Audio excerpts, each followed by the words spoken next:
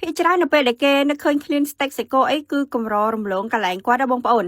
ហើយនៅកន្លែងគាត់នេះគឺបបពិសោធន៍លក់ជាង10ឆ្នាំហើយបើគិតរហូតមកទល់ឥឡូវហ្នឹងណាបាទនិយាយទៅគឺគាត់លក់តាំងពីអាសាច់គោប្រទេសដៃគេអត់ទាន់ល្បីទើបតែល្បីមករយៈប្រហែលឆ្នាំចុងក្រោយនេះឯងក៏ប៉ុន្តែសាច់ដែលគាត់លក់ហ្នឹងគឺជាង10ឆ្នាំហើយឥឡូវគឺគាត់មានប្រម៉ូសិន10%រហូតដល់ចុងខែបងប្អូន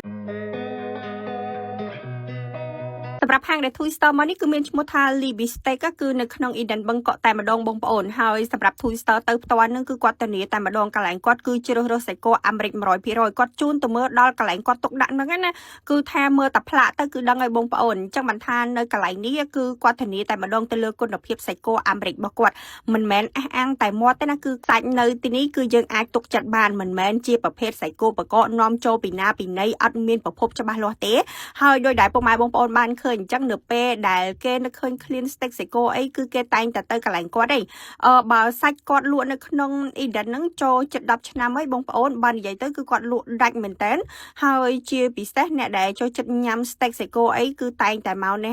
ហើយជាប្រភេទ steak សាច់គោបែបនេះពុកម៉ែបងប្អូននៅពេលដែលយើងញ៉ាំក្តៅៗនៅលើអាចារ្យប្រទេសដៃគាត់ទៅគឺថាអូយឆ្ងាញ់មែនតើ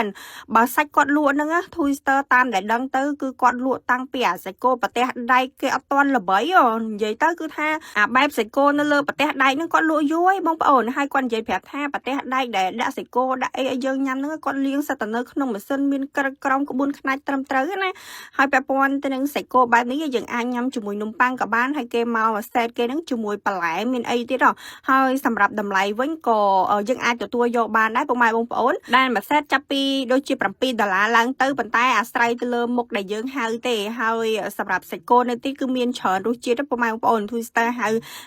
រសជាតិដើមរសជាតិប្រចាំហាងហើយនឹងជាប្រភេទមានដុតស្រាក្រហមអីគេទៀត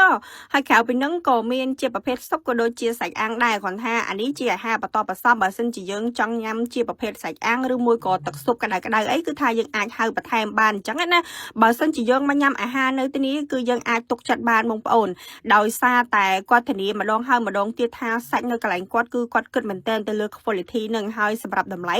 ជាធម្មតាពុកម៉ែបងប្អូនតម្លៃគឺស័ក្តិសមទៅនឹងគុណភាពអញ្ចឹងណាអញ្ចឹងសម្រាប់ Twister ទៅនេះគឺហៅសាច់អាំងបន្ថែមក៏ដូចជាហៅស៊ុបអញ្ចឹងណាស៊ុបគឺយើងអាចផ្ទាប់ជាមួយគីមជីខ្ចប់លក្ខណៈថាដូចការ៉េញ៉ាំអញ្ចឹងណាចាហើយសម្រាប់ស៊ុបវិញគឺថាយើងអាចញ៉ាំក្តៅហត់បានអញ្ចឹងណានិយាយទៅល្ងាចឡើងអាកាសធាតុត្រជាក់ធ្លាក់ភ្លៀង